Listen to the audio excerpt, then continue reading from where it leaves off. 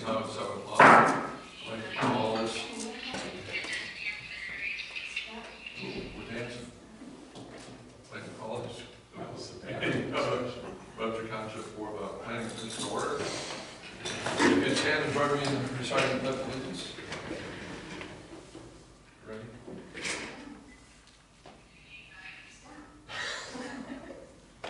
Okay, fun night, everybody.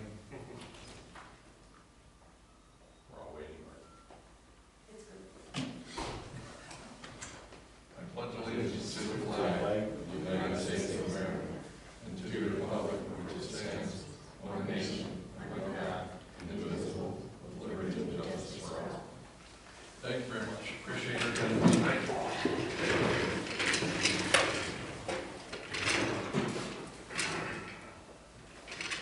Commissioners, before you, there is an agenda for this evening's meeting. Are there any additions or corrections to the agenda? Move to approve the agenda as written. Second. Discussion. Further correction. Number 14, it should be A, B, and C, not B, C, and D, or whatever it is. Anybody find anything else besides me?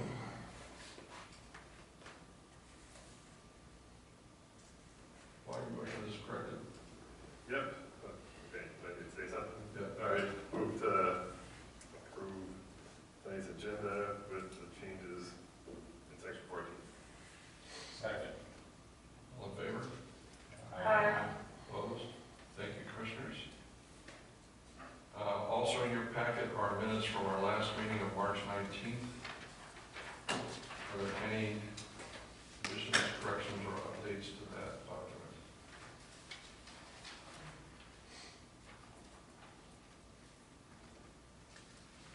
Anything, Commissioners? I just have one question then. On the also present, it indicated that we had two residents. One was Peter, which is one resident, but the other one was not necessarily a resident. It was our enforcement officer, and I think he should probably be. It's also, right? Oh, but he was here in official capacity. Correct.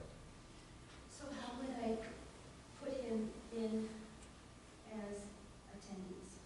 How You do just I- put his name in. Just put his name down Just his name? as opposed to a resident. Yeah, thank you.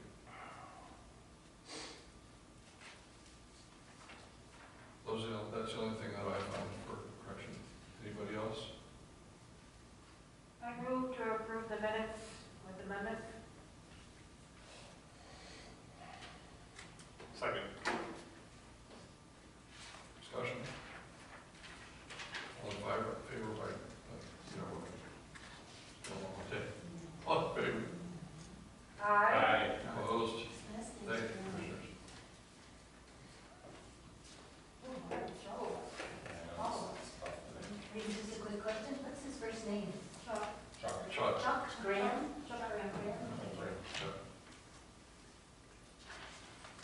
This time I'd like to open up the floor for any public comment you have prior to any of our discussion items. Yes, sir. May I speak from the chair?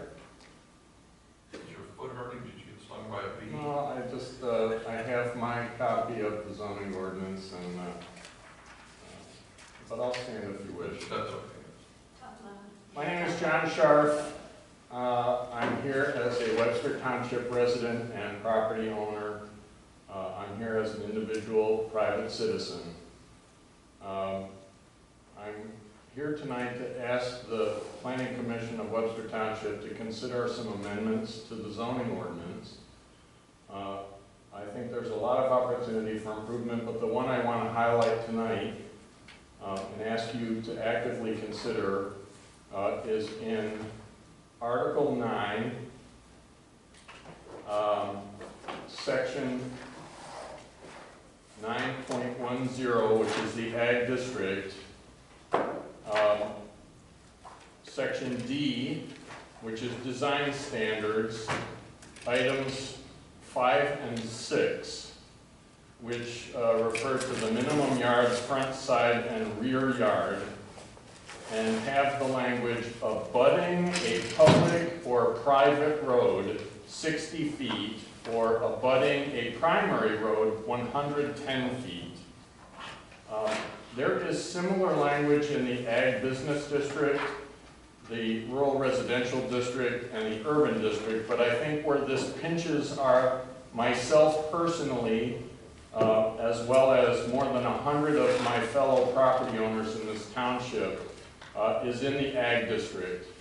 I would kindly request that this body consider removing the language abutting a public or private road or abutting a primary road. This creates a hardship for residents. It impedes their ability to bequeath property to their loved ones, to split, to develop, and it's unnecessary. I cannot conceive of the benefit of why that language is there. The reality is that you can access any parcel with a proper easement.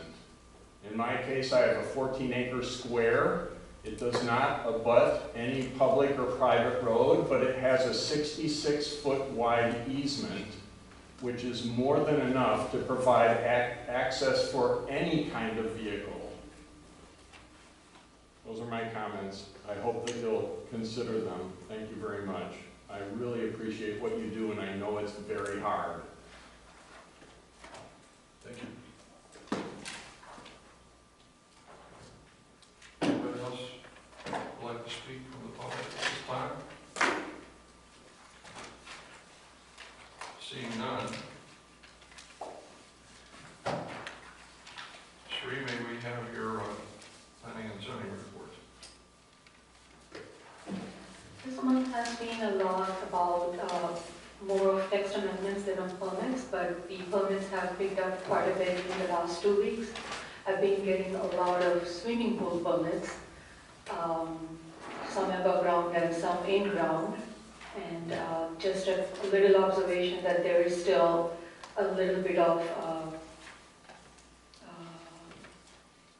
issue with the fence requirement that residents have been a little, saying, questioning the fence requirement. Anything else? Nothing noteworthy. I mean, I know we will touch base on other items during board summary and everything else, ongoing items. Maybe a little heads up. As you remember, Planning Commission have looked into, we recently amended the keeping of animals amendment in the zoning ordinance, and then tagged the board to amend the nuisance ordinance to align with the amendments in the keeping of animals ordinance. The board's currently working on the private roads amendment, which is taking up a bit of their time. They are, I don't say the board because they haven't, but we will be placing an item on their agenda at the May meeting to see if they think it's a good idea to send it to you guys so that you can work on the language, because you've already worked on the keeping of animals amendment. To quote one of our board members, apparently the planning commission stuffs sausage really well. And this is actually sort of funny because when we were working on the keeping of animals, there were sometimes we proposed things. Right. And we were told, no, that goes in the nuisance ordinance. So I think we got a whole list. Right, we do. I mean, we talked about it, but yes, so whatever we put aside, Yeah. we should just make a list of the whole thing and then, but I think the board, I will put it up for board's consideration, and if board agrees, it might likely come back to you guys. One of the things that I would like to suggest that either you or somebody on the board does in our outbound communication, looking at the permit list, without naming names or properties, I know there are people who are undertaking projects who do not have permits. Yeah. And I have stopped and reminded them, since they're not on this list, that they might consider coming out here. One person I actually sent this list to and said, by the way, I think your kitchen remodel falls into this, but it's not on this list. Right. So maybe when we're putting kind of project, remind residents that they do have either they or the contractor has an obligation to get those permits. Right. If they were doing kitchen remodel and then they went to the county to get their building permits, they would send them back to us.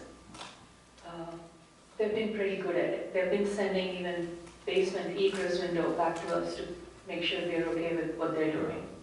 So I wonder what happened there, but thanks for being vigilant. Some of them are from the HOA. Anything else for Sri? Three, on Chuck's list, there's 3 items that have asterisks under the date file. What do the asterisks mean? Oh, that's a good question. In the middle column. It's page 12 of 27. There are 3 items that have the dates filed, and there is an asterisk after 3 of the dates.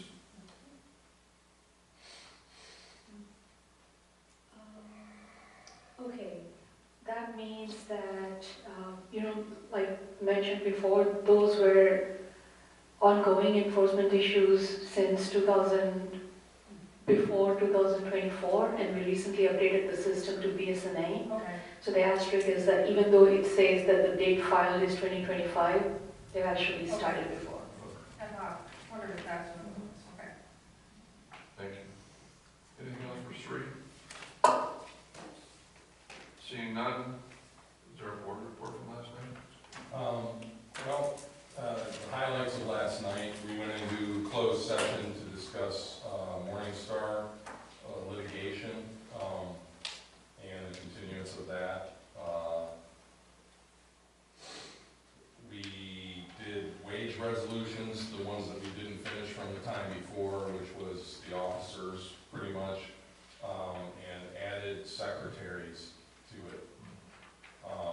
That was not on there before. We had several appointments that we had discussed.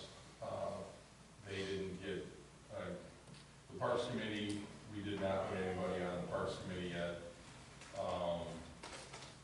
There was an interlocal committee for Dexter Area Fire Department. Dan Manzel was appointed to that one, and John Kingsley, if he accepts it, we don't know yet. The Paul rental policy, which we talked about briefly here. Other stuff, signed an agreement with Dexter Center, the senior center, the yearly agreement that we normally do. And the MTA premium pass is going to be pretty up. So, just so people know, there's a lot of stuff on there. Recommend you take some. Let's get the use out of it. Question, how much are we paying the senior center? Just curious. I think it was 50,000. I appreciate it because it keeps the membership for us residents low. Thank you. Yeah. And, I mean, in the past, there's been a lot of issue about the percentage of seniors that are members from our community versus other communities and what we're paying, and there wasn't parity. But I think it's getting better. They keep track. Yeah. So. Maybe one other question about the roads.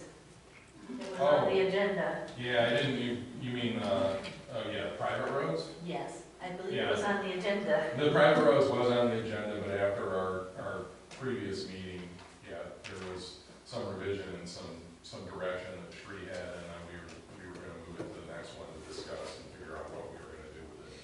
We needed a little bit more. Future meeting. Yeah, after having a meeting last week, Yeah. there just wasn't a lot of time to Digest anything digest new. it, right? Right. Okay, thank you. And I should bring up, we did sign our roads agreement too we didn't sign, we approved the signing of our roads agreement for our maintenance for the first year of our millage Oh, for the 400 and something thousand. It was actually more than that, I think it was around 500. But for the areas that were identified for this year. So, which is pretty big list, there was like 5 areas. Is that the stuff that was presented at the previous meeting with the maps and the Yes. blue and the purple and all that Yes. kind of stuff? Okay. Yeah, this is the official, There's a plan. with the road commission. That's it. Treasurer Sharp as a board member? I just came from the, so I serve as the treasurer for the Dexter Senior Center, and I just was going to add on to what Mr. Harms mentioned. Today, Mike D'Angelo executed the agreement with the Senior Center, and I carried it with me to the Senior Center board meeting this afternoon, and the executive director executed it on their side. So we have a accepted agreement by both parties. We did add 2 items to that agreement. One is that the agreement requires them to have a board member from this township on their board. So in the event that I am hit by a bus or resign or whatever, the township reserves a chair on that board, reserves a seat on that board. The other thing that we did add to the agreement last night was that we are requiring them to have a full financial audit for their 2024 books, and that they must provide us with a copy of that audit report. And the amount was indeed $50,000, which we will pay in 12 equal increments. Thank you. You're welcome. Anything else for our board representative or? Thank you both.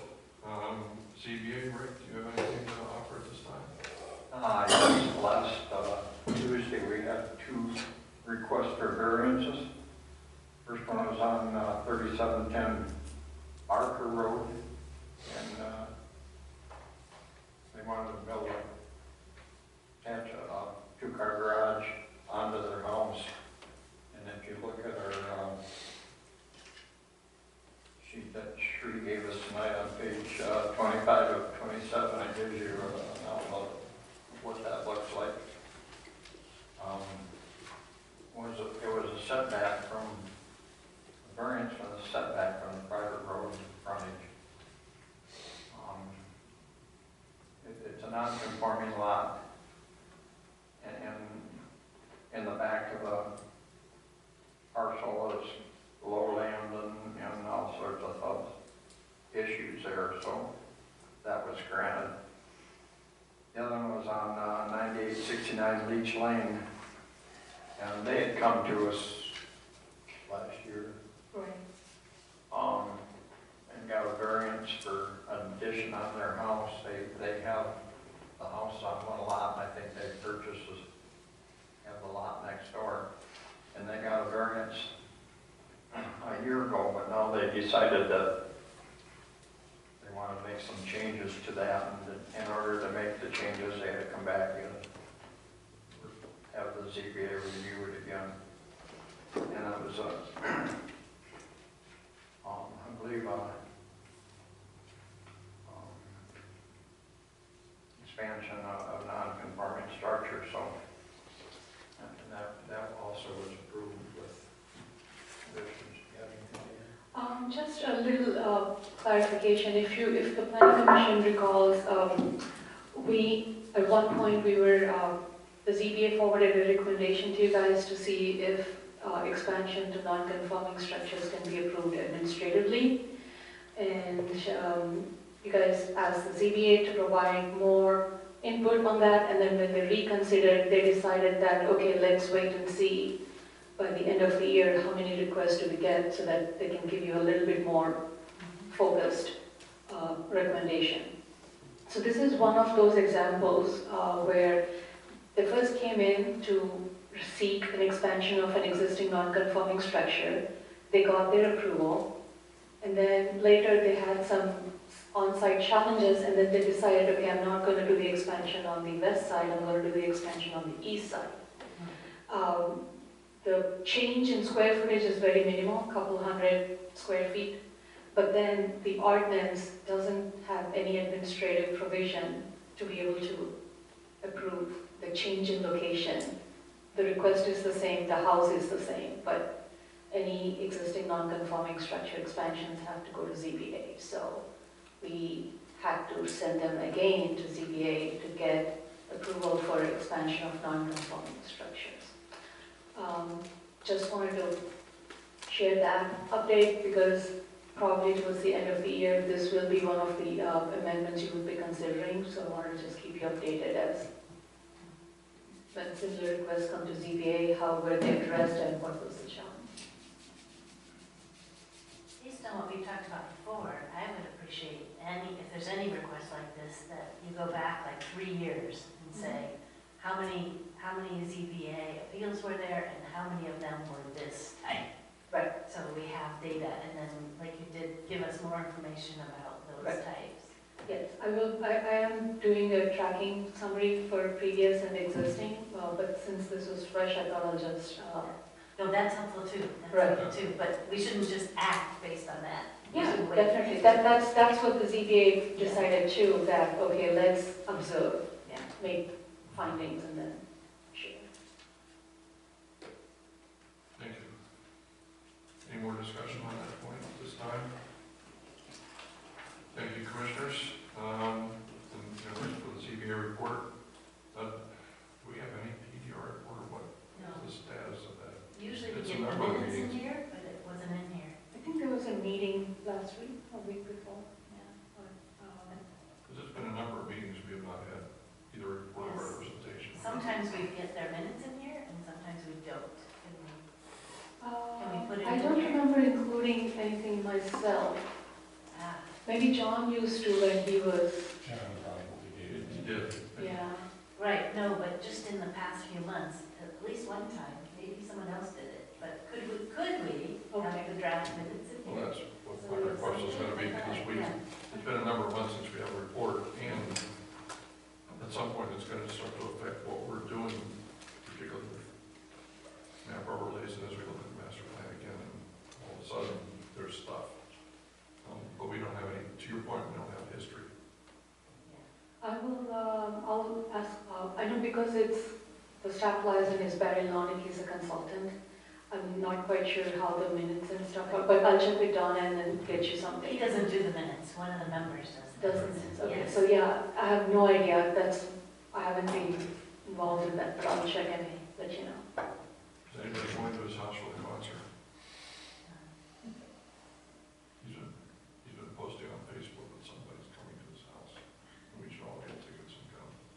Very live, that is. Anything else for PDR? Seeing nothing, natural features committee. Yes, so we're still working on creating content for the website that will be focused on natural features. But that's ongoing, so we have something new.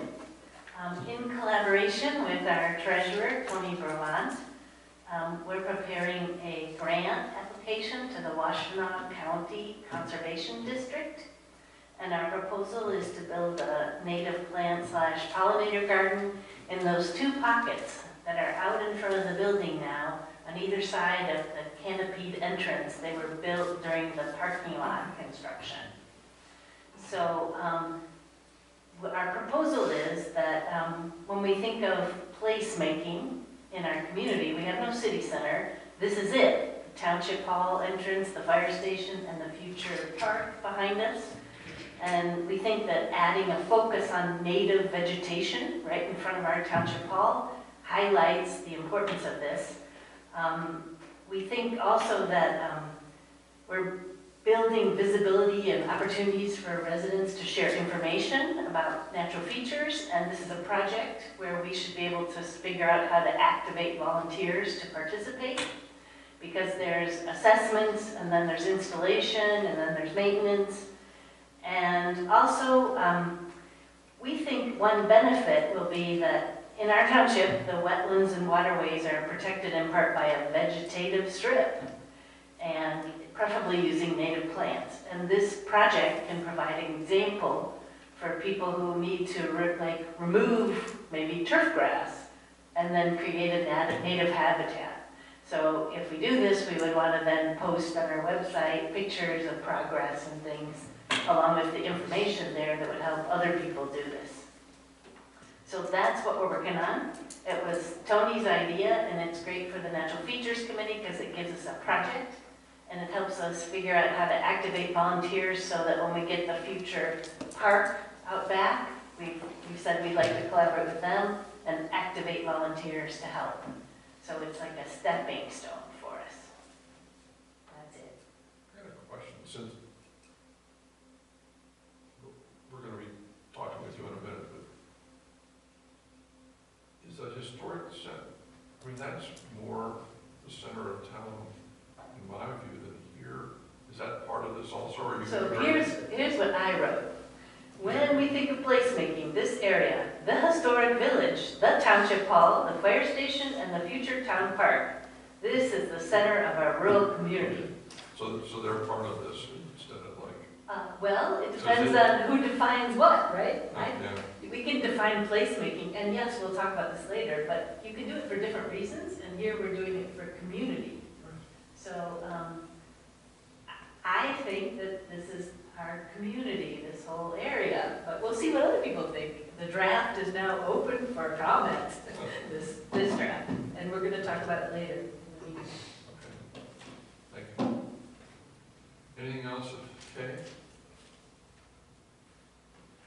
Seeing nothing, we do not have a public hearing tonight, so we'll move to item 13, old business, section 16.10. We have been through this before. We made corrections at the last meeting, and this ostensibly is the final draft to send to the board with approvals. I found a couple things. Did anybody else find a couple things? Julie, why don't we just start with you? Yeah. I just have one thing that I found. Section 16.10, letter C, the second line in front of FIS, shouldn't that be the instead of a? I thought we said it would be and. So I had it both. I had and the. So usually you use the Right. after you've introduced the idea. If it's a general Correct. NIFS, then it would be an NIFS. And then once it's the one with this application, then it's the NFIS. So That should be and. I think it's should be and. In that case. And in C.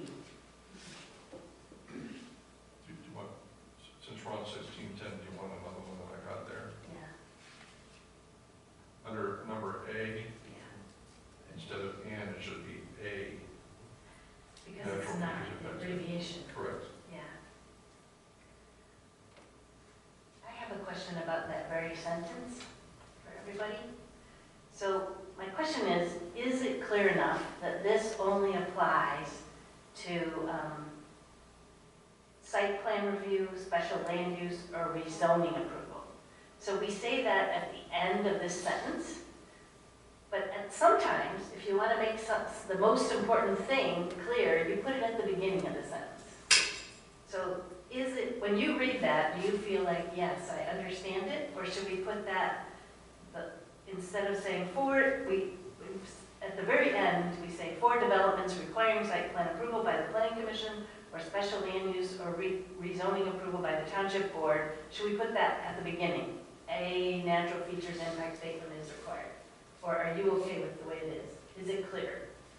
I'm okay with the way it is because the name of that section is the natural features impact statement. So it directly follows that you're describing that. Okay, but it only applies, Right. it's not for everybody. I get it. Okay, good. I just want to make sure it's clear. Commissioners, any? I'm fine. Okay. I also have one on the memorandum. I don't know if it matters. What's the memorandum? Well, the memorandum says all editorial commas are made. Is it supposed to be commas or comments? He's on trees report. I looked at the notes and then Kay looked at it again to make sure we covered all the commas that were discussed. So it's commas, not comments. No, they are commas. Truly is coming. They are truly are commas. Because there was a lot of I wasn't commas. quite sure. discussed. So I just wanted to assure that the commas weren't ignored. Thank you for that clarification. Mr. Harms, do you have anything you'd like to add or change? I do not. Paul? I already got mine, thanks. I didn't have anything else. Kay, do you have anything that you'd like to, besides what you brought up? No? I do have a question. So we haven't had a hearing yet, and do we think we should send this to the lawyers? I personally don't think we've changed the intent, we added a little bit. But I think we should set a public hearing. yeah, but what about the lawyers? They've Yes, been here no? for 2 previous meetings, we don't need them again. We don't do that. They were here last Thursday, they were here last night. I mean, they got their money from it. I agree. I mean, this is not like too much Right. content-based revisions where there could be liabilities or things. We that didn't need to change the be clarified. focus, we Right. added some explanation. We Right. added one part that they already reviewed in stormwater. Right. Okay, no lawyers. So may I have a motion, please? I will move to schedule a public hearing to gather input on the proposed text amendments to section 8.05, 1605, and 1610 of Article 8 and 16 of the Webster Township zoning ordinance. This motion is based on the draft presented at tonight's meeting, including the minor revisions discussed. Second. Discussion? Roll call? Julie? Aye. Aye. Aye. Aye. Aye. Motion carries. Thank you very much.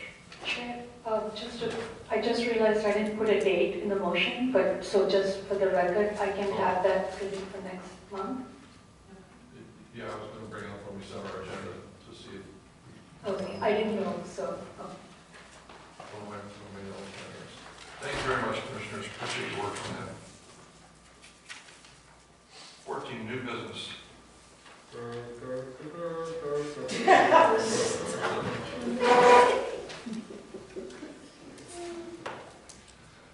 You know?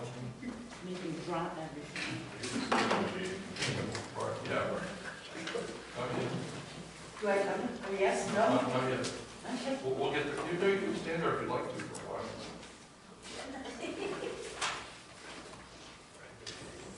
The next topic on our agenda for this evening is the public lands zoning district. Sri, would you give us a little background, and then we can ask Dita to come up and explain where the Historic Society is? I think I would let Dita explain what the future vision of the Historic Society is, but that's what kind of prompted this discussion. They have some plans for future expansion, and some of the plans may not be permitted based on the existing special land use that's out there. So we were talking about options that could work for future expansion, and public lands rezoning was something that was recommended by our attorney back when they came in for a special use approval a couple of years ago, or maybe a decade. Years ago. So I think this just felt like appropriate to bring up the conversation again to see if the planning commission thinks that they also agree with the recommendation, or if they have any other suggestions how that can be thought about, and if, depending on what option we pick, what is the potential path forward for the Historical Society. So it's more of an open discussion. I did leave some references in the memo with regards to the master plan intent and the definition and a couple of things.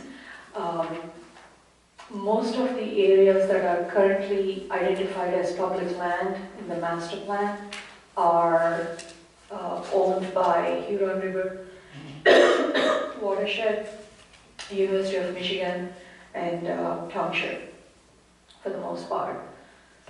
Okay. So just a correction, it's the, it's the metro part, Metro. right? Not the watershed Rockville.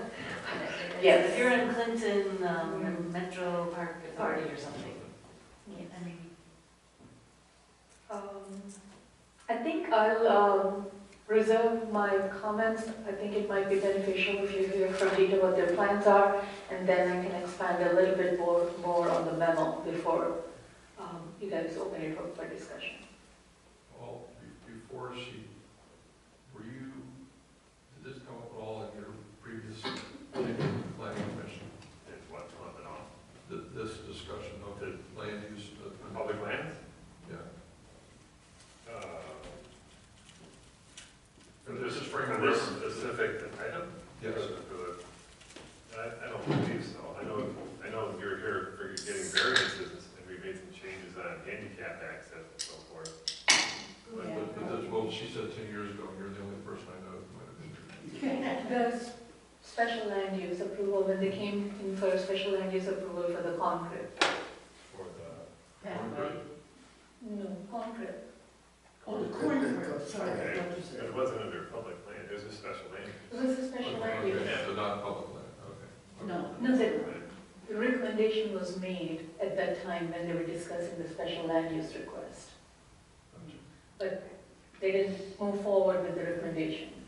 I was just looking for context among people who might have been on the PC before you get up, so we have a frame of reference, if you will.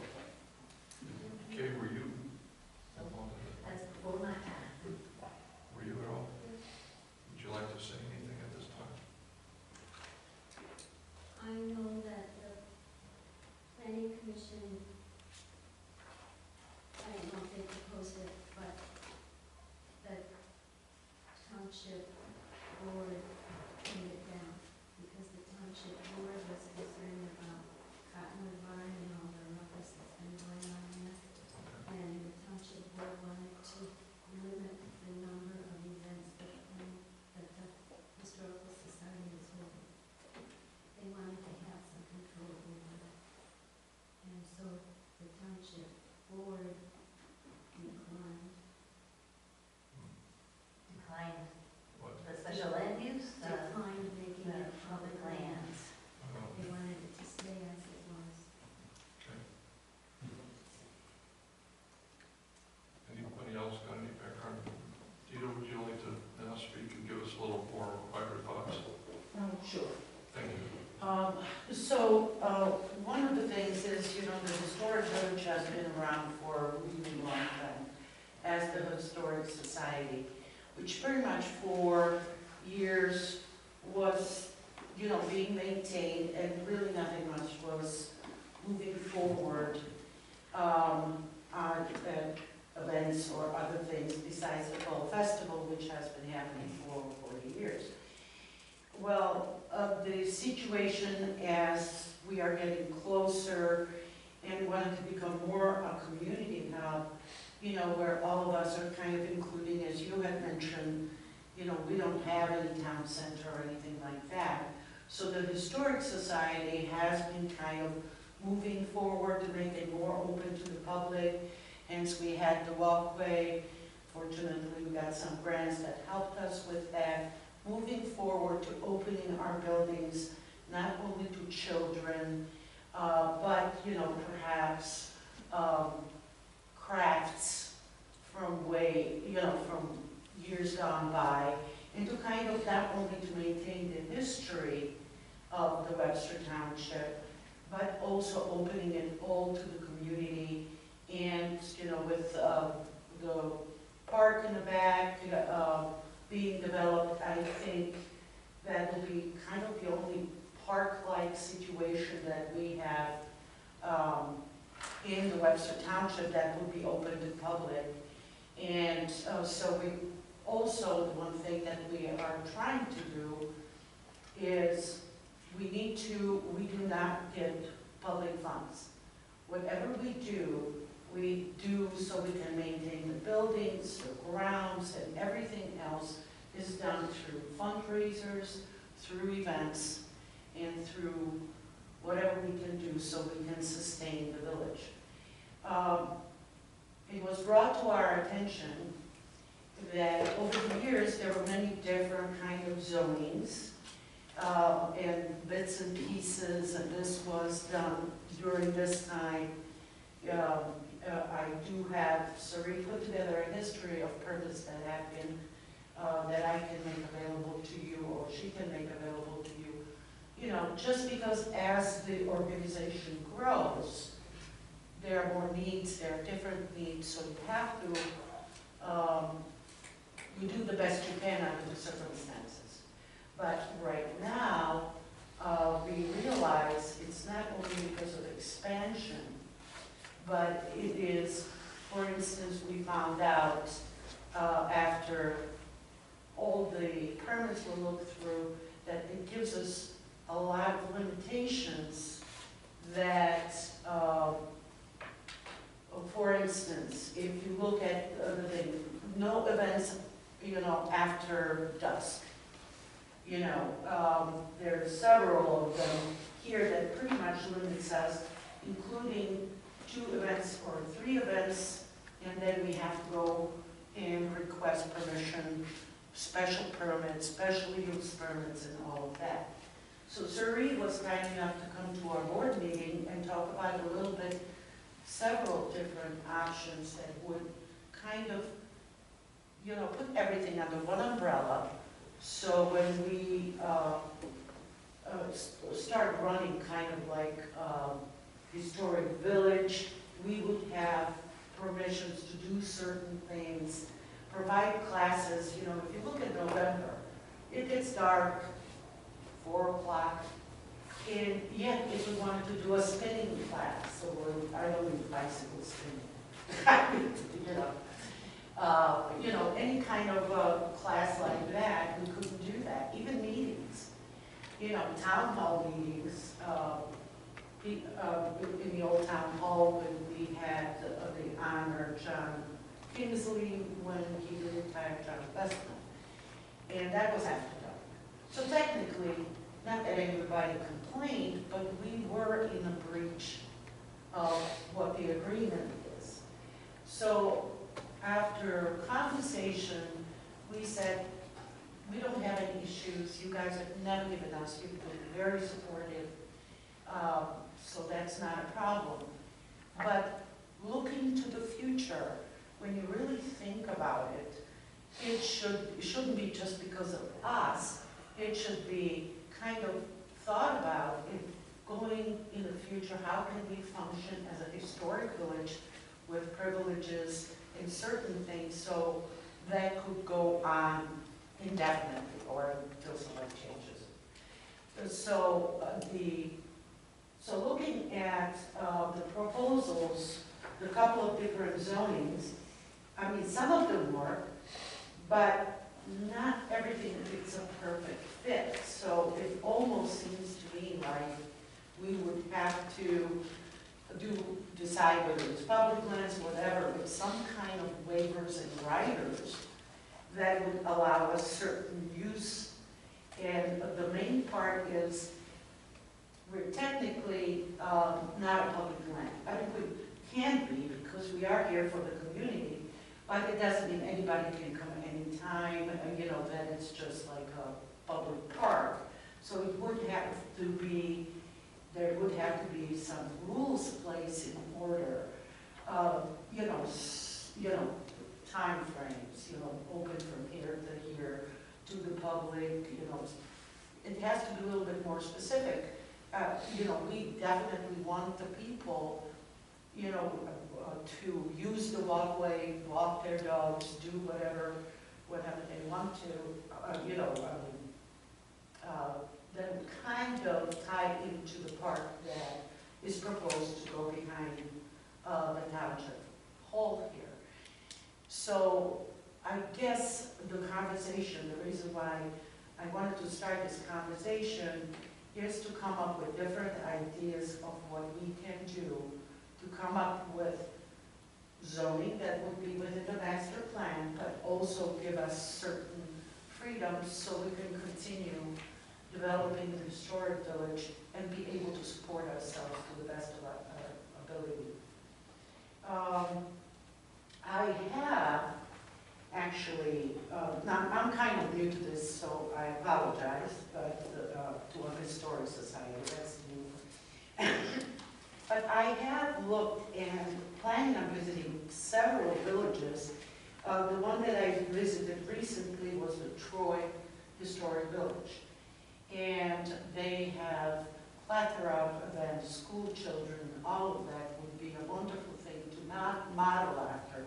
But not every historic village is in a situation where we are, because, you know, the Historic Society owns the village. And in many cases, in Troy, for instance, the city owns the property, and basically the historic village runs everything that happens. So every so many years, they sign a contract that stipulate, you know, whose responsibility is what, and what kind of insurances, et cetera, et cetera. So they actually do sign an agreement between the two entities. In this case, it's kind of not applicable, but I think, you know, I am trying to look at other villages and see how everybody's doing it, you know. Now, the one concern always is when you have events happening, and if there is a noise, you know, what happens? And, you know, of course, over here is very strict that, you know, the residents don't want parties or anything like that going on. So those kind of clarifications, I think, you know, like in this Troy village, they're right smack dab in the middle of a subdivision. So I haven't had a chance to talk to them about that. How do they handle that? Because they do have weddings. I don't know if they have receptions or anything like that. I don't have all the details. I was just there a week ago, so bear with me. I don't have all the answers.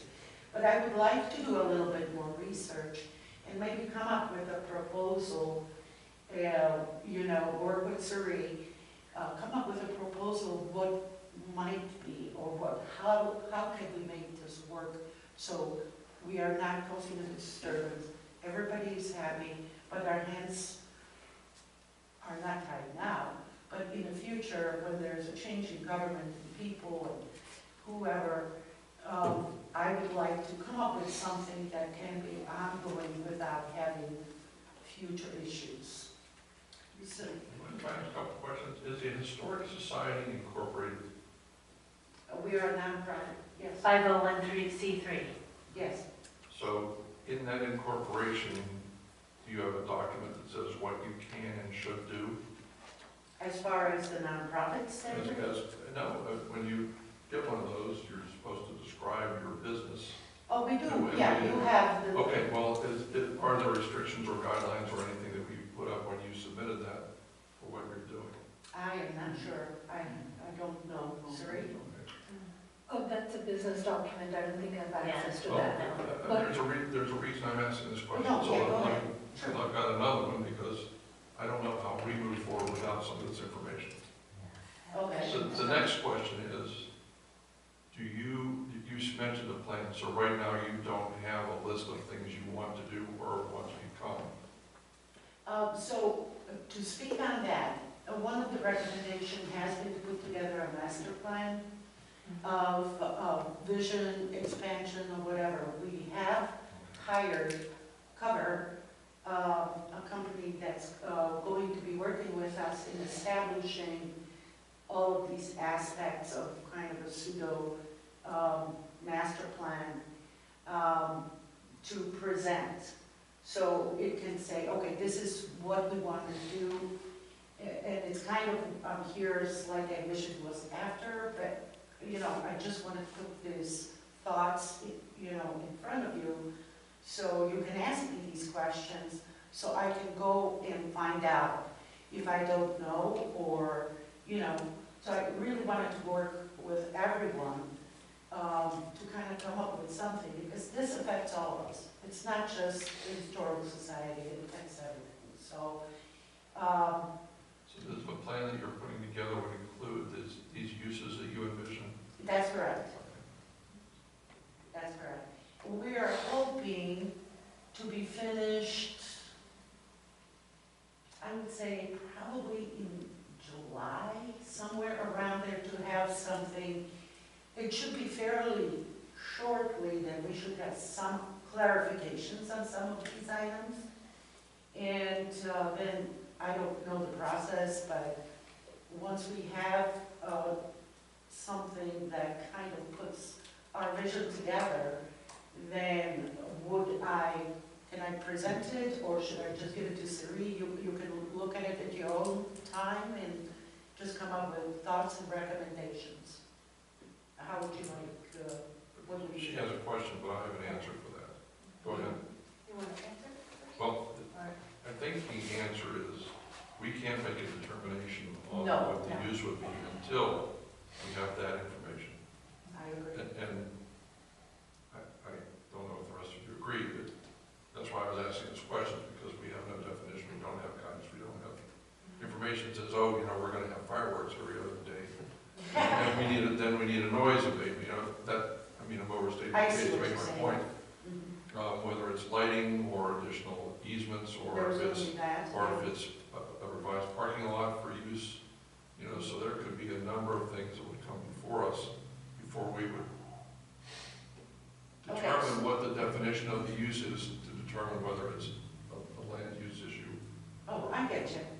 Okay, so. Does that make sense? Absolutely, I love it. Okay, I appreciate the direction. We're gonna have a couple of meetings. We're gonna try to focus on those issues that are affected by the zoning regulations. Come up with a list of what we would like and what we would like to see. Then present it to you, either present it or have you take a look at it. And then perhaps you can give us a feedback of what we should really ask for to fulfill our vision and our mission. Okay, you have a question? Is that?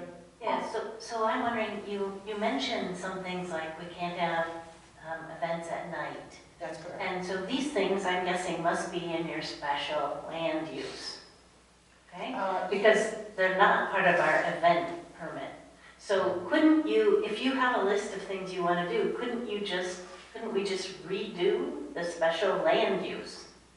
Isn't that a more direct way of dealing, because the things you mentioned would be in there, you would have this plan, and then the special land use could be revised, specifically discussed, and those things could be agreed upon. Would that be more direct? Well, that's why I was asking Yeah. what they are, because then we can determine whether it's a special land use, whether Yeah. it's a PUD, Yeah. because right now we don't know. We don't know, but I'm wondering if you've discussed that in the past as well, as just redoing the special land use. Well, yeah, go ahead. Sorry. We did a little bit. So the question is, if we do decide to redo the special land use, there are certain limitations within that as well, because the definition of archaeological park is an area and/or structures used for recreating, reenactment, or study of matters relating to the life or culture of the residents of the area, including but not limited to community houses, assembly halls, pavilions, exhibit halls, artifact repositories, museums, gardens, pastures, and fields. I think I like the idea. At that point, what I would recommend is maybe considering redefining the archaeological park is, because special land use allows you to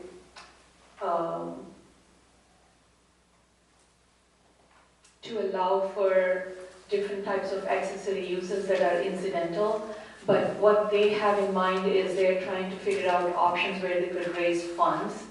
That could be like a community center, or it could be a private recreation facility. It kind of like hovers over different kinds of uses, which are not just non-profit or having community events. They also include some generating funds and, taking classes. So I think that definitely could be an easier probably choice than public lands. But right now, we don't have anything in our zoning ordinance in the office district or the commercial district or the ag district that is a little more, what's the word?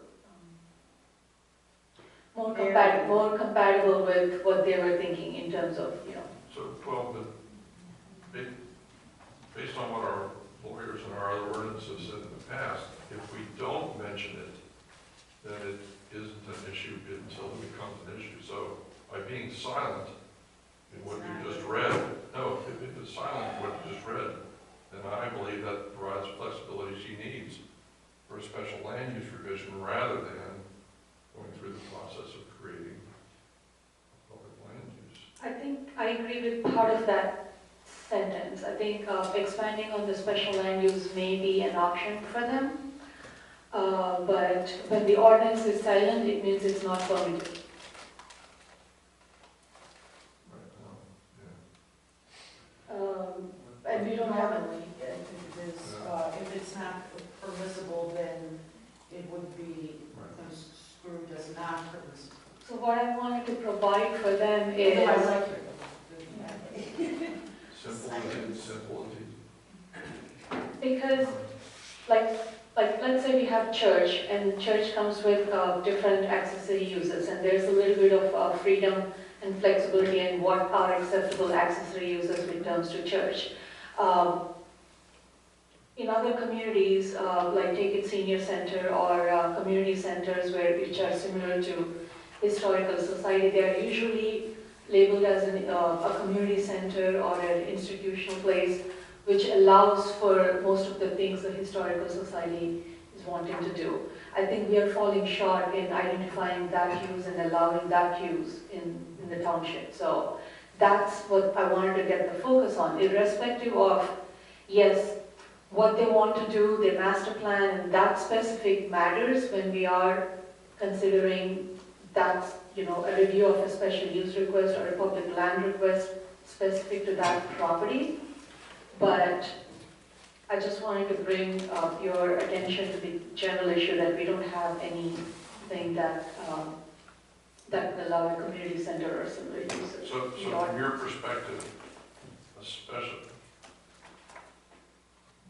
which direction do you prefer? I mean, on the one hand, we don't want to make it too broad, but on the other hand, it seems like creating a public land doesn't accomplish what they need to do.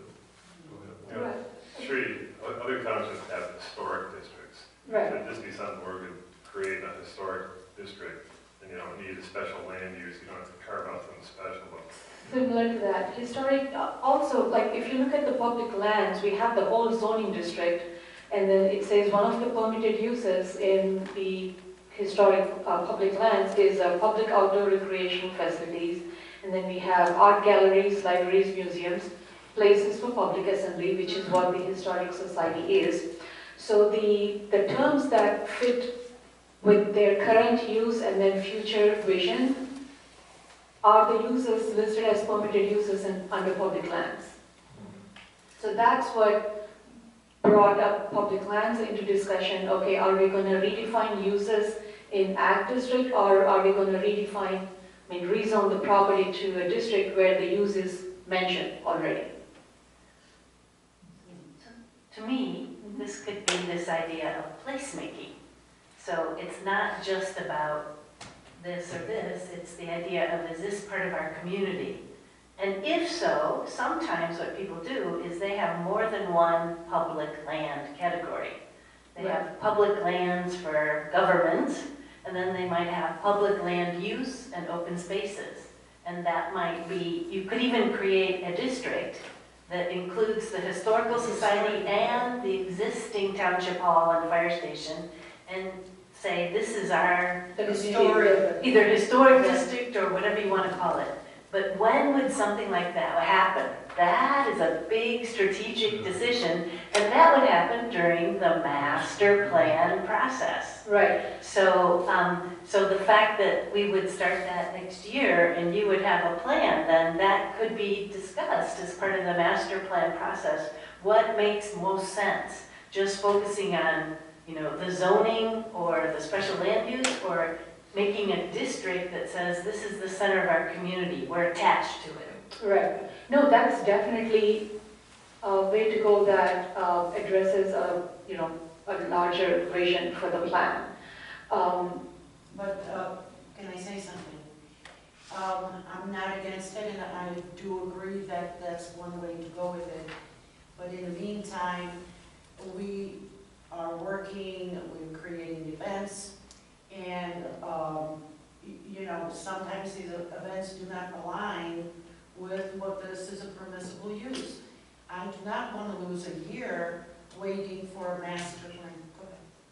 It'll 2 be years? longer, it'll be longer. Yeah, it'll be longer. But you could, in the short term, revise the special land use. I think, I'm sorry. Go ahead. Go ahead. Okay, I don't want to speak out of turn, but because we are on the, just when I started off the memo and put forward the discussion in front of you, my intent was just building upon what the attorney's suggestion at the time was, and then I looked at the public land district and then I said, okay, places for public assembly, it fits in here. But now, after listening to this discussion, I think I'm changing my perspective a little bit. I think the more appropriate solution would be probably adding another use under ag district, under special land use, that refers to, you know, uses like this, because this, keep in mind that this is zone ag, and if we say something that is permitted here, that applies to all ag districts. That option is extended to everything that is zoned ag. So, which is why we wanted to Okay. detail. I think, right, this is, it's your turn to say. I don't mean to step into your. It's just, Is it time for us to discuss it? Do we Yeah, have any more yes. questions for Gita, or are we discussing it now? I don't have any more for her because I think you're correct. We need to look at the language in public, or whatever you just said, I'm too tired. Sorry. But have that discussion with us, bring up the options. I agree with Kay. If we start piecemealing this, we put one piece in today and one piece in tomorrow, we're going to be ad infinitum trying to get this done. That's making it part of our master plan makes a lot of sense because at that time we're reviewing everything and it can be inclusive. The difficulty I have, which is what you just mentioned, which is why I agree with you, is it's going to hold you up. And if we can modify the special land use to accommodate that need, we can move that through relatively quickly, I think. Right? I mean, relatively being a few months, but not dragging it out for another year. Right. Before we open up the request for special land use Yeah. expansion or amendment or whatever that is, I think I would like maybe at a later meeting a discussion about whether the archaeological park would allow, you know, would that allow renting the space out for events for outside people? Because the archaeological park is entirely for, if they are hosting events that are open for public.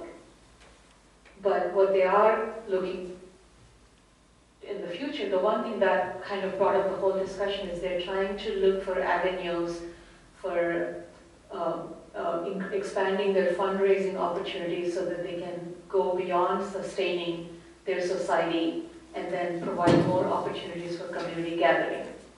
And then also potentially take advantage of the historic quality of the place and then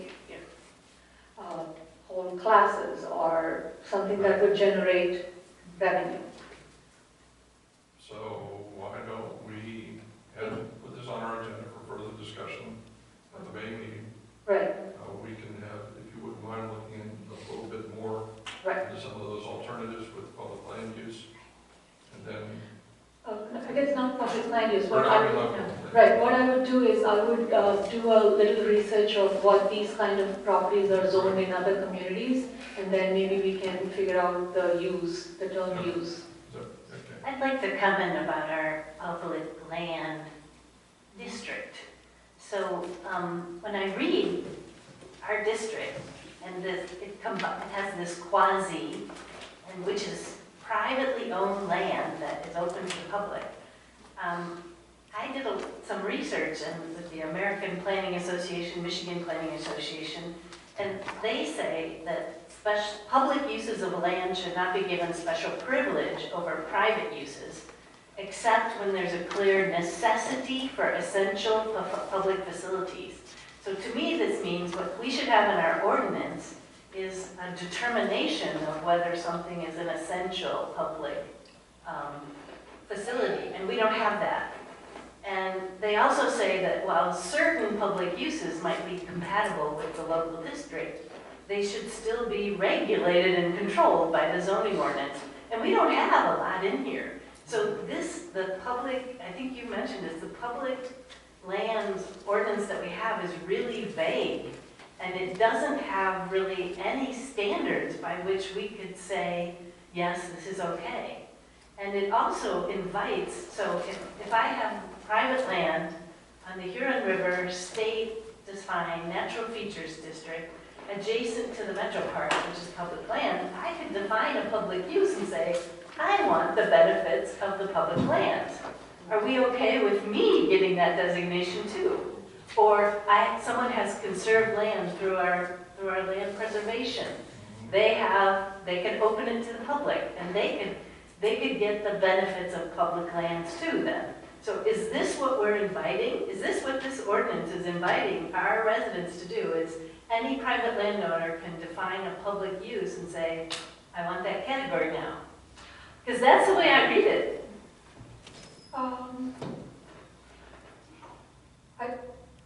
I'll have to look into that one more time, because I think what I thought when I looked at the zoning map and the future land use map on the zoning ordinance is that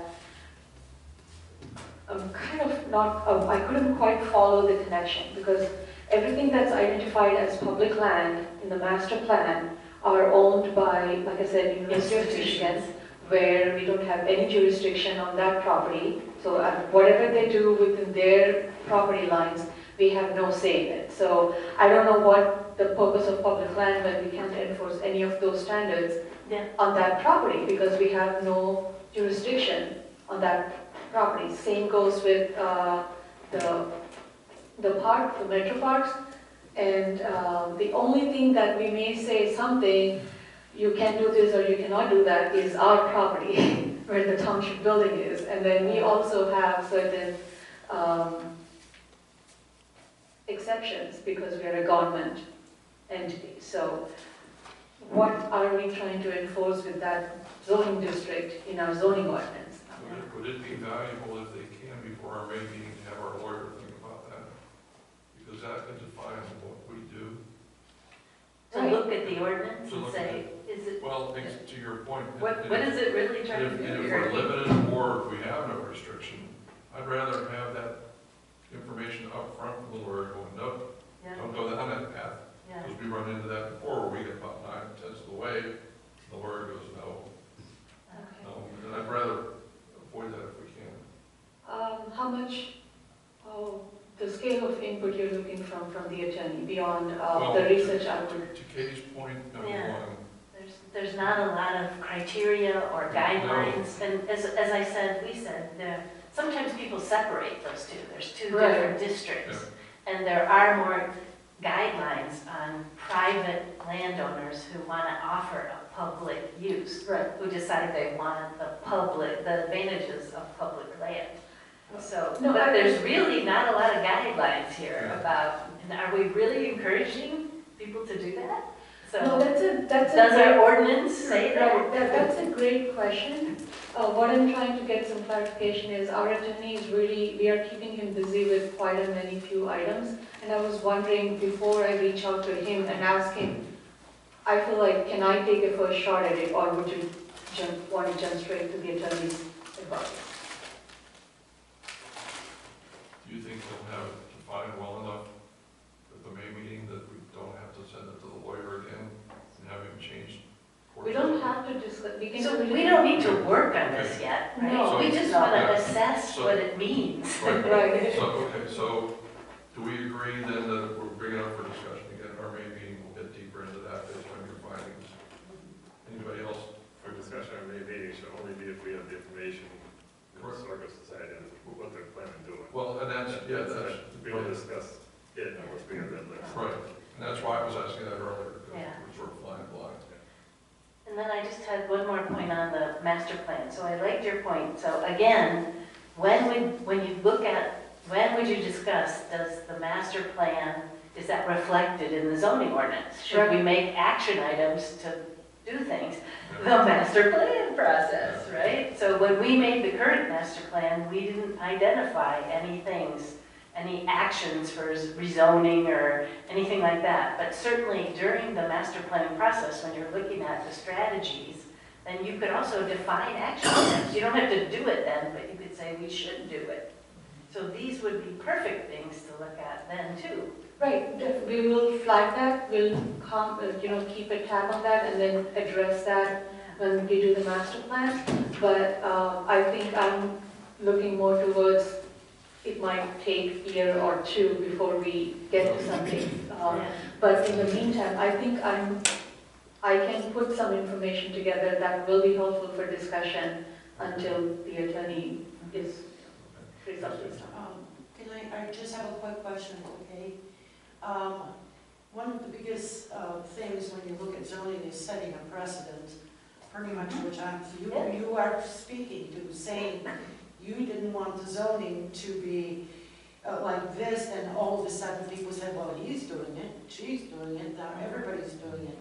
So I think that is kind of, we want to be sure that whatever is decided doesn't become a precedent for, just for anybody to do. And that is, I think, what she was talking about, maybe, checking in with the attorney, whether there is conflict of interest or precedent setting from that aspect, but I think it's more about fairness and being clear. So if it's open to everybody, let's be clear about that. What are the criteria?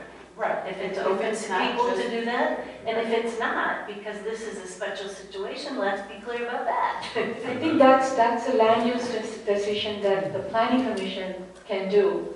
You don't, yeah, And right. if you're talking about the future land use map and whether this should be a special category, that's a strategic decision that's part of the master plan process. We'll discuss that more in our May meeting. Do you have anything more to offer on this discussion at this point? Jeff? Rick? Paul, anything more? George? Maybe. Remember, we're gonna talk about it again in May. Maybe. Okay.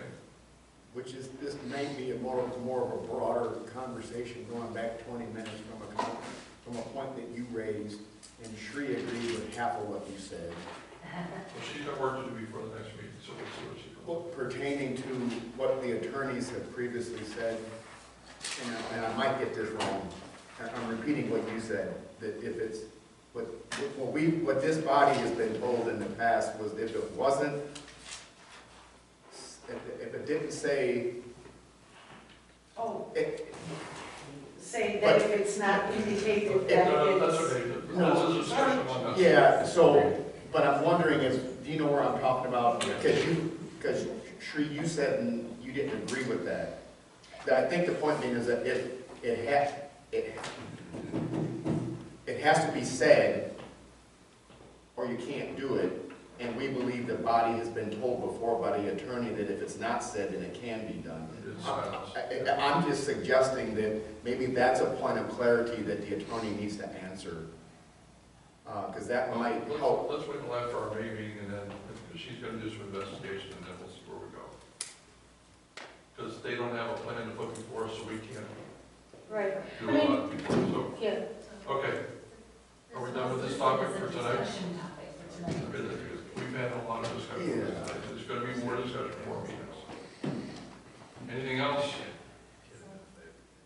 Before we end this topic, could someone repeat what Tree's actions are? Because we're not sure what they are.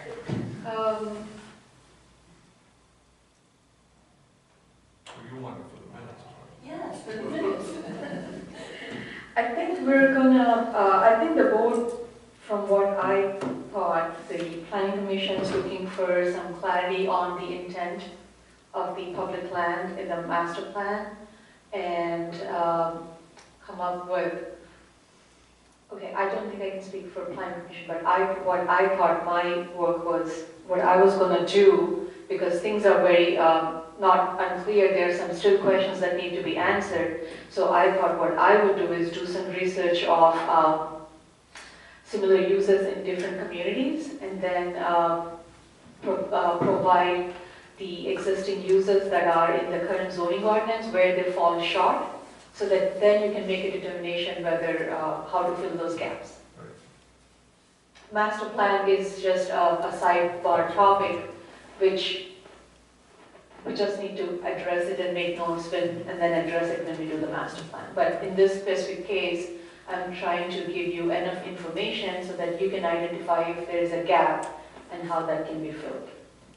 So basically, you're finding information on similar uses in different communities Right, for further discussion. right, because I'm And reviewing our ordinance also. right, because I get a sense that maybe rezoning to the public land is not appropriate at this time, so we have to figure out what we can do within the existing ag special use. Okay. Reviewing the intent of our public land ordinance. Right, as a sidebar, yes. Thank you. Got it. So, Peter, thank you very much for coming in. Are you okay with working toward bringing us something at some point? Oh, absolutely. Okay. Thank you very much. I really do appreciate you hearing us out and helping us come to a good resolution. And I will be working on it, with Surrey, and come up with what I can, and also do my own research in other community zoning. You know she charges us for this. But I'm free, but that doesn't help you. Thank you very much. Thank you, I appreciate it. Moving on to 14B, the CBA application that was noted earlier. Any more background on that before we? Yes, so I think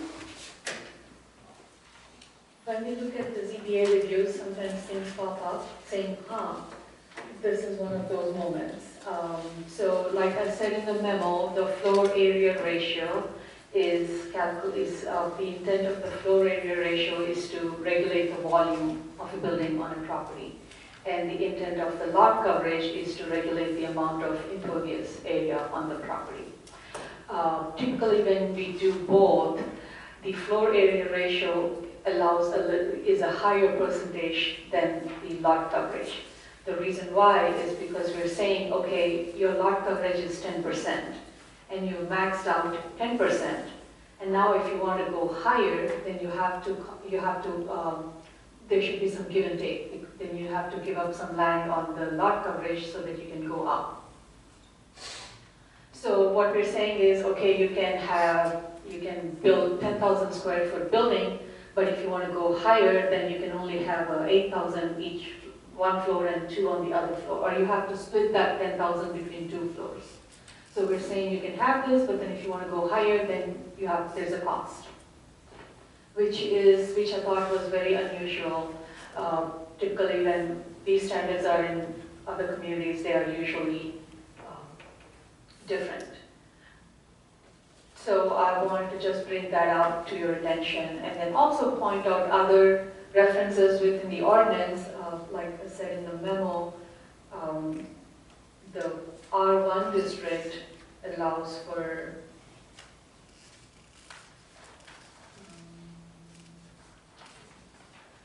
so the R1 allows for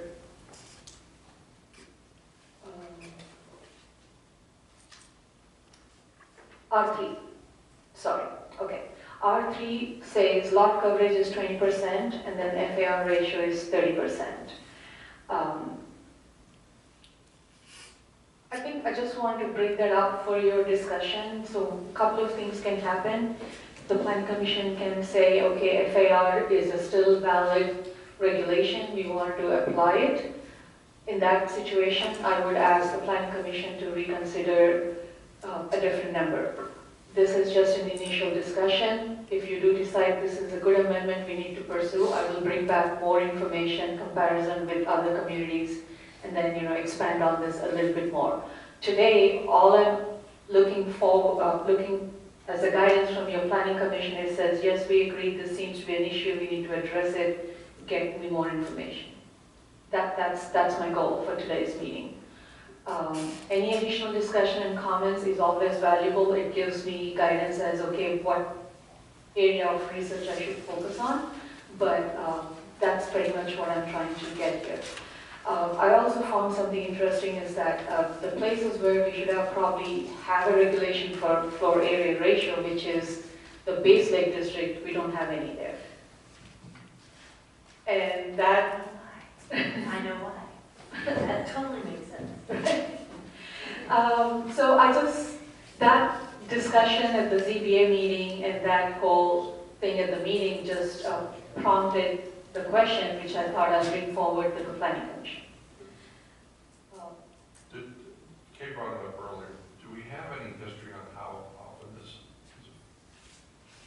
or whether or not it comes to ZBA? I think this one is a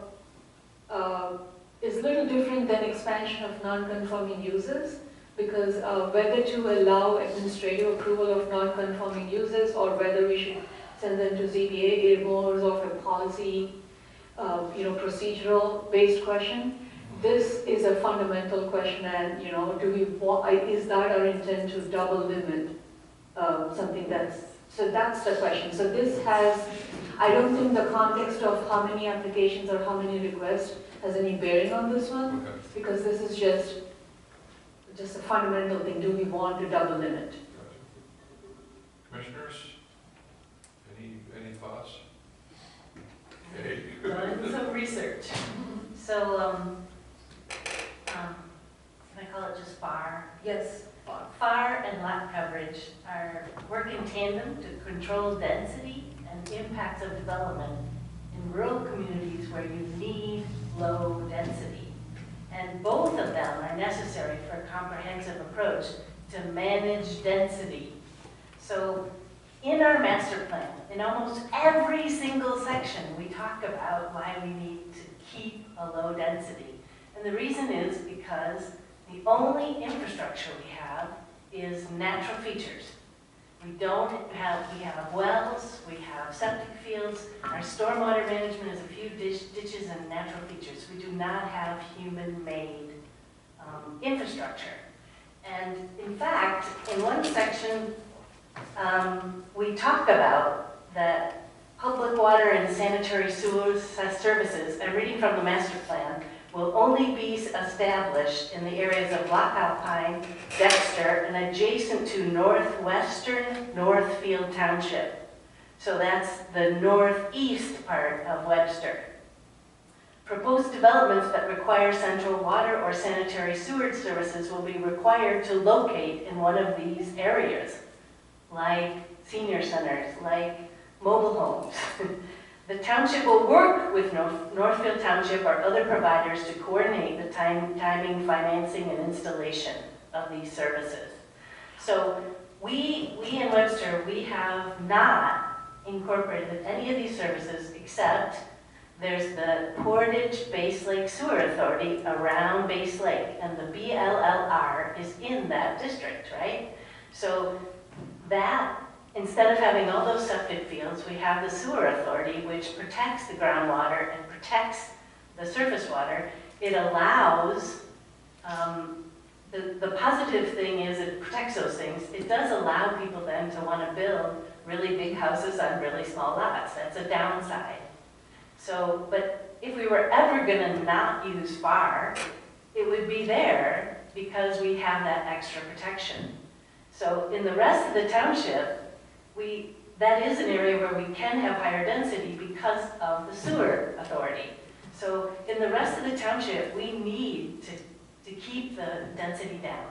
And this is a common way to keep density down, using both FAR and lot coverage. So I'm against removing FAR, because remember we talked about the tipping point? At what point will we see that we might be getting so dense that we destroy our natural features and we have big problems? Well, if we start, our zoning ordinance has many, many different things that keep a tab on low density. And if we start taking those away, we're going to reach that tipping point much faster. So I'm against taking away FAR because I think it's an important one for keeping low density. So again, I think what a perfect topic to talk about in the master plan. Because the township at some point could say, we think we need higher density in this particular area, and maybe this is how we're gonna do that. So I will say that Dexter Township, which has an overall density similar to Webster, has not one, but 2 sewage authorities. And we have, so they have the Portage and Base Lake, of which we have a very small portion, and they have the multi-lake sewer facility, which goes down territorial and serves some other lakes. So, and we have what? We have that tiny part on Base Lake, we have Loch Alpine, and we have the possibility to bring services from Dexter. So in the future, the township could make a choice to say we need or want higher density, and therefore we're going to put in the infrastructure somehow. But until they do that, I feel very strongly that we should not start taking away the protections that keep our density low. That said, I understand why the BLLR maybe doesn't have fire, and maybe, just like we did with surface water, we could consider whether if you have the sewage authority, then you don't have fire, because the sewage authority allows you to have higher density. Otherwise, I would like to do what Sri talked about and see if there's rationale or justification for different numbers rather than eliminating it completely. The situation that was run into here was not lot coverage per se, but it's square footage of living space, and they were going up. It's far. It's Yeah, the I floor. understand that. So, okay, so there was a variance, okay. Sometimes there's variances, all right, that's okay. Just so I understand, you're saying that, correct me if I'm wrong, if I understood wrong, having no FAR makes sense for BLLR because there is a sewer system that can accommodate the density. Can accommodate higher density. But everywhere else, we should keep the FAR.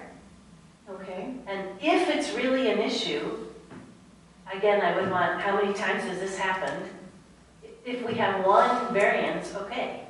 But the purpose is to keep the density down. So everywhere else, it should stay the way it is. Or if it seems like it's important, we could consider modifying the FAR number for specific cases, if we can justify a number. How do you define density? So we define it a lot of ways, right? Right. No, I'm asking because I'm trying to understand. I'm not questioning. So sometimes in our ordinance, we say one dwelling per lot, right? And density could also be how many people are in that dwelling. If it's a bigger dwelling, there's more people, so it's human use. So you're talking about human density, number of people per acre. But I was thinking as a planner, I was thinking the density is number of units per acre. Also. Right, so from a land use development perspective, density is determined by number of dwellings per acre. Minimum lot sizes also impacts the density. And the height of the building is also another way to make sure it doesn't go higher. Our ordinance has a maximum height, so there's no way you can build 4-story houses in ag districts or 3-story in houses in ag district unless each story is, 10 or 12 feet. So we do have enough regulations that allows that we don't have a house, we don't have higher density in ag district because there's a 30 feet setback requirement, which is larger for ag districts. There's a minimum 2-acre requirement, and then there's the lot coverage that limits at 10%. So I think I probably need to read up a little bit more because my understanding of density and the FAR is slightly different. It's not as tied to the sewer or the utilities as much as it is tied to the development standards Yeah. on a lot. But that's in more urban areas, because you have infrastructure. So maybe read more about in rural areas with no infrastructure, human infrastructure, how is this used? And then if you think there are other things that would cover this, then, yeah, prepare that. To Right, say, to because- argue, we will still regulate low density. Right. The reason why we have a 2-acre, I'm thinking out loud here, I'm not contradicting or doing anything. The reason we have 2-acre minimum, it's more like an educational discussion. We might be taking a little detour on the topic, but I wanted to use this opportunity to have a meaningful discussion. So we have a 2-acre minimum requirement for ag lots because we acknowledge the fact that we don't have sewer system in the township. And we think 2 acres would allow for a reasonable house for 10%, and it also allows space for a appropriately sized septic system on the property. But I will take a look into it a little bit more from your perspective to see, to understand this a little bit more. Well, let some of our other commissioners. So, Jeff, I just want to point out that this particular instance, this is a .91 acre lot. Right. So, I mean, it's very small. When you're talking about infrastructure, you're really talking about utilities. No. I mean, that is what you're saying, water Oh, yes. and That's sewer what we call is, it. Yeah, are water are and sewer. utilities. Especially sewer. Right. And But we the- use groundwater. But the one thing that I would point out is, most of the time when there's space added above, a septic system has to be increased in size via the county. They make you have a certain amount of bedrooms, I think that's what we are, bedrooms. Then you have to have a certain size septic system so you can do it. So it's not like it's gonna overload the system. And now, I'm not a geological person, so I can't tell you if it's gonna drain out the water more, as far as aquifers and stuff. But the point is that there are things that should be taken into account. One, this was very small. So, in this case, I mean, we don't even allow this lot size really anymore. Secondly, the utilities, some of that is taken into account with the building. And thirdly, even so, you could have multiple people in a house sharing a bedroom, and if you don't know how many residents are going to be in it. I mean, a family could have 6 people and only 2 bedrooms, 3 bedrooms. I mean, I've seen it. It doesn't happen that common anymore, but it does happen. So the other problem with more people is more roads, more Which pollution, more is runoff. also, I'll Yeah. point out, roads are also infrastructure. Yeah, So we do have infrastructure, and that's the big one that we have with roads. yeah. And the more roads we have, more paved roads, the more pollution there is. But my point about this sewer septic tank is, in Michigan, we're one of like 2 states in the whole country where we have no standards for maintenance of septic fields. So the problem can be that they're not maintained when they leak, and that's the problem. Well, Washington's a little bit stricter than most of that, but a lot of it's with time of sale, Yeah. is what it ends up being. Julie, do you have anything to Paul, you've been tapping your pencil for a few minutes. I've just been listening. If there's only been one variance approval, I don't think that should justify us redoing the whole ordinance. That's what I say about that, unless you find more. Thinking the DLRs, it surprised me when Sri put this out that there wasn't one. It's probably too late now to put one in, because what happened there is a lot of people came in, destroyed the existing building, or added to it, went up, and caused a view shed problem for their neighbor. So if there was something in here, it would have prevented that. But it's probably too late now. That's why I was not do that. We should have had it. I don't know if that organization would let it happen now to put one in. So you're suggesting master plan review of that also? If you looked at it, I'm sure there's single-story houses that don't want a three-story house put up next to them, and they lose the view of the lake. Right. But it's already happened. If there's one place I would have said it should have been, it's there. Yeah. Because you actually don't want more density at lakes. Rick, do you have any thoughts? Oh, yeah,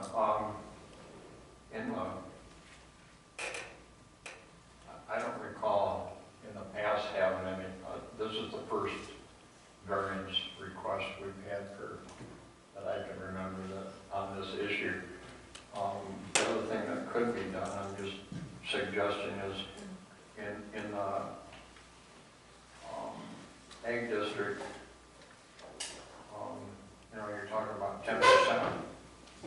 In the R1 district, it has,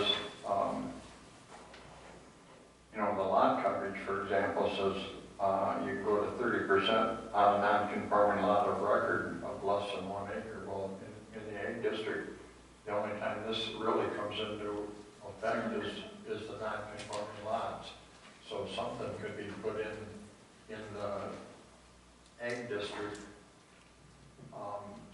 similar to what's in the R1 district, stating that if it's a non-conforming lot, that's why we did the VLLR district, because they did not, they could not, every time anybody wanted to do anything, they had to come to the ZBA, and we had meetings, ton of meetings, and so they created this VLLR district. Well, and the only time this is, I think, in the ag district, this is going to come up is on the non-conforming lot. So something like what's in the R1 district could be put in. Right. I think that's one of the things raised in the memo. I said larger lots don't face these limits. It never became an issue because they don't even reach 5% on larger lots. This only became an issue because it's a smaller one, which is unfair. So that could be an easy fix where we have where we have a different standard or address the. I was just looking at the spreadsheet. I can't access the server, but I do have a number for how many lots we have that are less than 2 acres in ag districts. I'll bring that number. I don't have access to the server. But I have one fun fact to share. I don't know if it's fun fact or not, but if you propose something like an FAR or something for BLLR district, I think there will be support at this time. The reason why, because one of the residents has demolished exactly what Paul said, their existing house, and they built a monster house on Lake Lot. But they didn't have to seek any variance because they've maxed out every possible option the ordinance provided them. 40 height maximum, 40 feet height, 10% maximum, 10%. I can encroach 10 feet for deck into the setback, I will put my deck in the setback. And I've been receiving at least a dozen phone calls from the neighbors asking, how did this pass?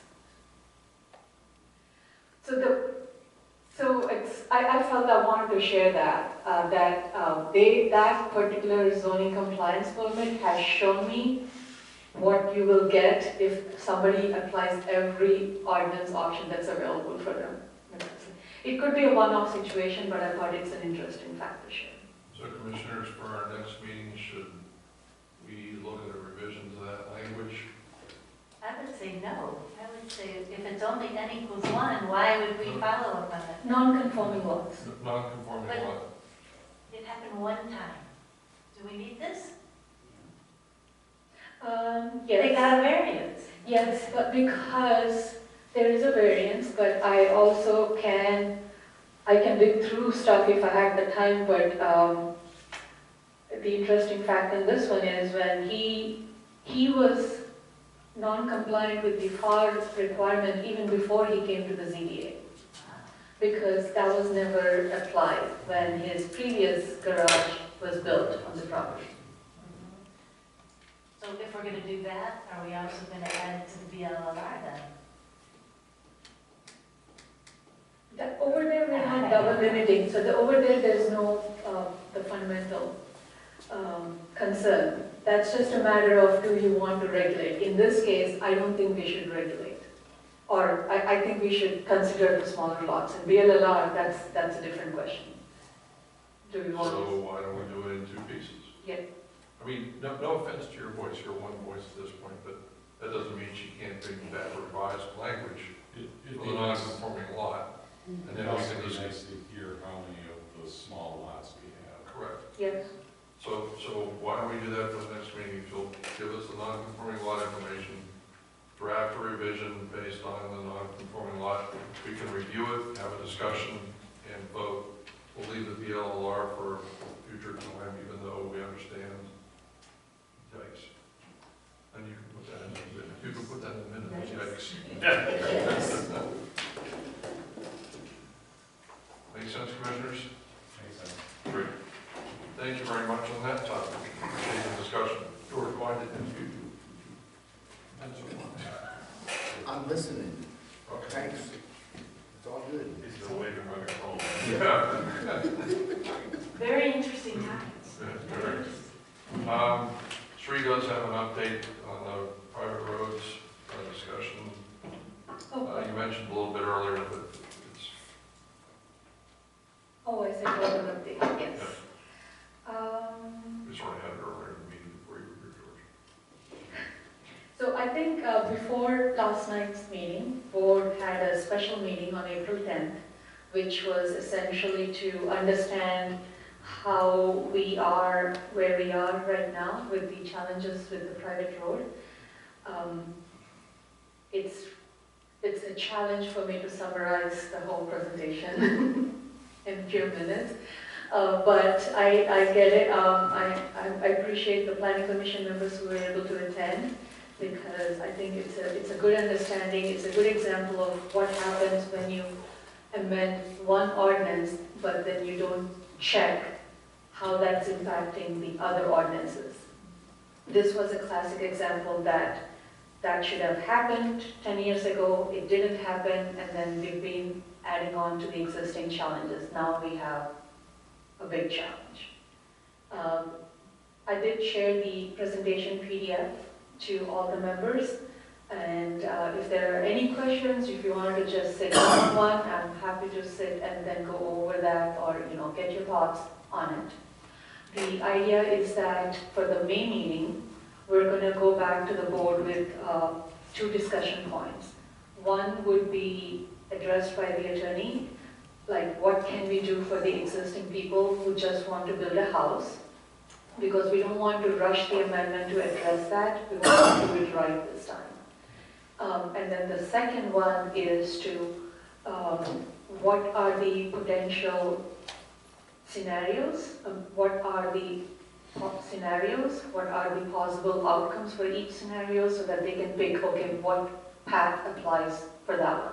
What do we do when when the road is this long, or what do we do when it's serving more than these lots? So I'm proposed to provide those options to the board so that they can determine, hopefully, okay, this is the path for scenario A, this is the path for scenario B. And then they have to make a decision whether they want to get into the details of the language for that framework they've agreed on by themselves, or if they want to send it back to you for your language recommendation.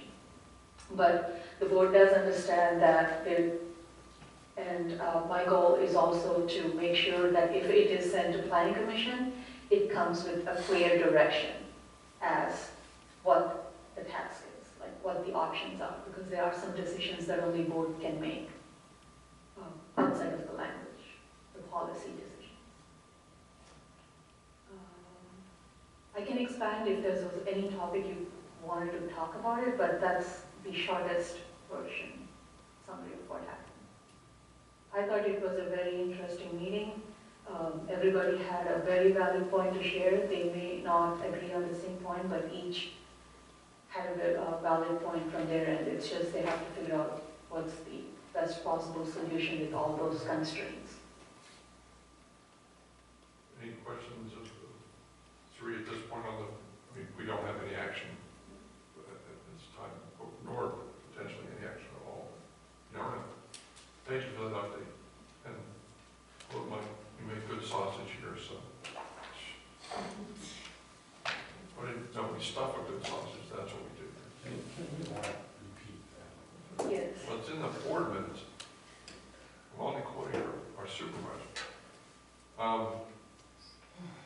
Discussion items, for our next meeting then, we have this Historic Society plan, if they have something, but also Shree's background.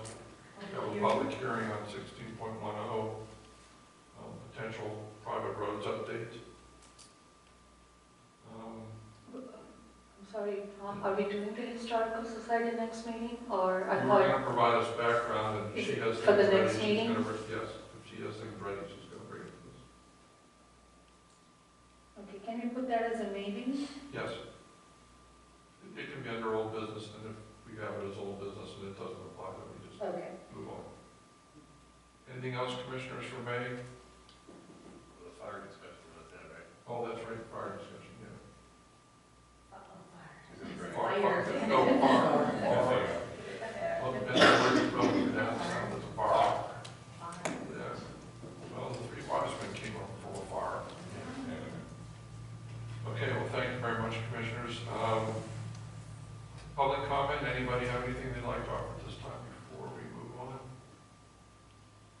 Seeing none, I do have some information and correspondence if somebody else wants to go first. You recall a couple meetings ago, I reached out to the MTA on a couple issues that potentially, well, either have been before us or could come up. One, we don't have a rental property thing going on here. They had legislation up in Lansing to look at that, but it died and lame duck. So there is no legislative action on enforcement or their position on rental properties. Short-term rentals? Short-term rentals. So you recall we had that discussion a while back. So the legislation went in and didn't pass anything on it. The other thing that Kay brought up, it's tangential because she mentioned that we don't have a lot of infrastructure. But we do have some sewer or lockout pipe and so forth. They wanted to have some additional regulation and involvement from the township level on those utility management things. And that also died in lame duck session. So at this point, there's nothing we have to do or be concerned about on either of those issues. The second thing that I had was, it's a little longer vision, but Kay had sent me a note about 3 weeks ago now on the approach that Webster Township had on revision of the master plan. And I can either send it to you if we want to put a copy into the minutes, but it was an entirely different structure than we had used the last time here. It seemed to me, I can pull it up, it was a little more efficient. I mean, I came in at the end of that the last time, but they had a working steering committee composed of the supervisor, the clerk, the PC chair, an ex officio member of the planning commission, PDR chair, and the planning and zoning director, who worked as a subgroup before bringing it to the rest of the community and the body to sort of start that draft and not. I remember Andrea spent any number of meetings with John, I think at least a couple times a month, maybe a week. At one point she was sort of run ragged. Not that I don't mind that, not good. But I thought that was a reasonable approach, sort of like we've done with other steering committees here to help move the process forward without engaging, taking up everybody's time. So as we get into that, I've saved that memo, and as we get into it, it might be something to consider next time around. You talked to Mike, if you like that idea yet? I got it here first. Since we're into the fall with that, and Mike's got other things, I didn't want to put it in that thought right now. So that's all I had in the comments, but I wanted to bring up to speed on both the legislative stuff and what Kate had forwarded to me for our use. Anybody else have any informational items or correspondence they'd like to? I just sort of mentioned, I more likely won't be able to make next meeting. That's the look that I have to represent the glass corn maze. We won the front table at the Quarter Mania. Congratulations. So I've employed. Okay. Okay. Where? George, will you be here next time? At the KFC hall. We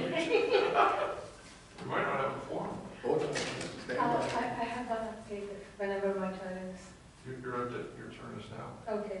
I meant to put, I didn't put this one in the staff report because this happened after, but I will provide details in my next staff report.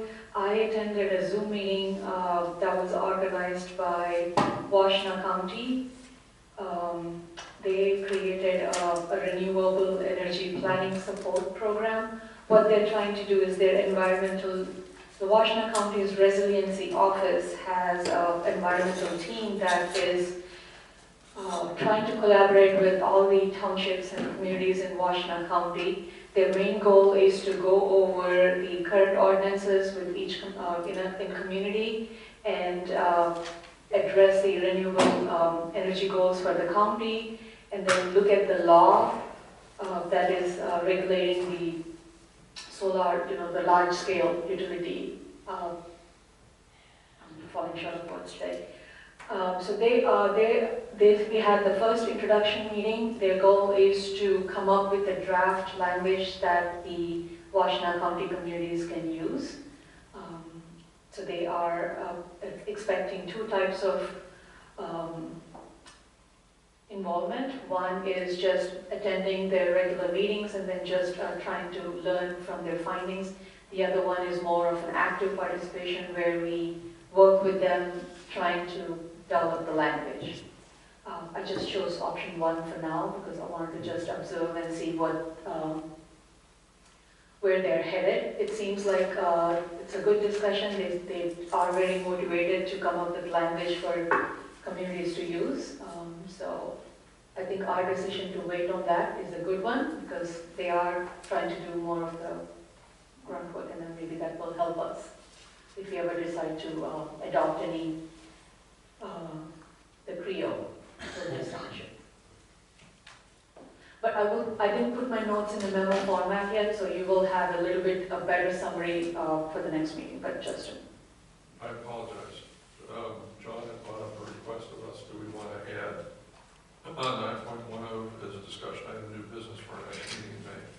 So I find that a little confusing because we might get the private road thing back, and so aren't these things connected? What's in our zoning, can we say, yes, of course we'll take it up, but wait till we find out if we're getting, what the direction is chosen for the board, so we could do it together? We could put it in as a discussion item, a maybe. Yeah. And then Yeah, if they come back with okay, we want you to do it, fine, if not, that works, fine. yeah. Okay, can we add that to the agenda, please, then? Mhm. Thank you. What kind of information are you expecting from me for that one? In the memo. I don't know. Because I do wanted to bring it up, Well, I mean, John had a couple points that he was concerned about, particularly the issue of a budget. right, So if we have that discussion relative to the road, whether or not it's germane to the road. so would it be just a verbal discussion, I don't need to Yeah. put any memo Yeah, together? no, Okay, it's just a sounds good good. discussion item. Depending on where the private road thing comes. And if we might get there and go, no. Yeah, because I understood that was sort of part of the board discussion too. As part of the option would be to say we should take that out. John, is that part of the private roads that the board has in front of us? So I am not here on this topic as a board member, I'm here as a Okay. private citizen. Okay, Mr. Ward representative, What? is the abutting language in 9.10 part of the private road discussion at this point? I have not looked at that part of it, but I will tell you, one of the big things that I saw that I thought was a major part of the issue is it talks about frontage on a public or private road. That's specifically what I'm talking about. Specifically, Uh, public We're not or talking private about road the frontage. design of private roads, we're Okay. talking about Frontage Well, requirement. one of the big issues is that language is in lots. If you look at lots, it says lots have to abut, which No, it essentially, says they have to have frontage. frontage, you're correct. Abutting is not satisfactory the way it's written. See, he's got me wrong with abutting. I know it's But you're here as a private citizen.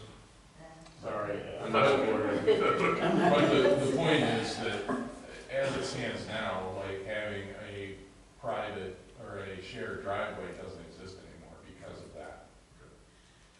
So we're going to the private roads to come back. And it's really the lot or frontage thing that's limiting. Okay. Okay, I'm sorry to digress. Hold on, And to that's- answer your question. Go ahead, go ahead. I was just gonna say, that's 13.8.E3 is what it is.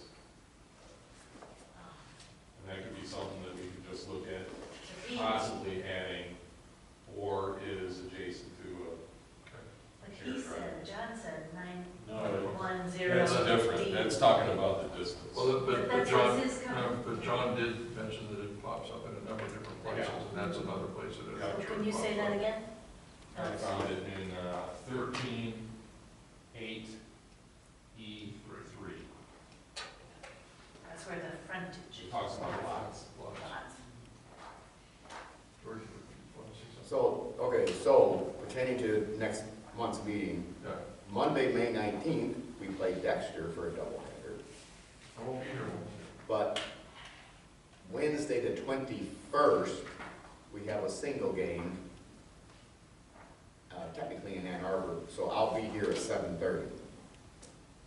So I don't know We'll if try that not to causes, do too much before you get here. well, the question is, does that cause a problem with the public hearing? No, we'll have a recess. And then we'll wait till you get here. George, no, it won't. Okay, thank you. Yeah, You got one, you have. yeah. Thanks. Well, we don't need one more. We're fine, yeah. I have a correction. Got a granddaughter on the way, or I won't be here. What? What? What? What? I wish I had that. I'm jealous. Hey. Tell your kids to have grandkids. Well, on that note. She's due. Does anybody have a motion to adjourn this Well, meeting? wait a minute. Well, go ahead, I'll get to that in a minute. Go ahead. Oh, no, we Are you adjourned. done? Oh, you gotta talk. I did talk.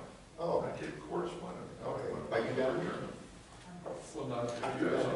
something to say. Why not?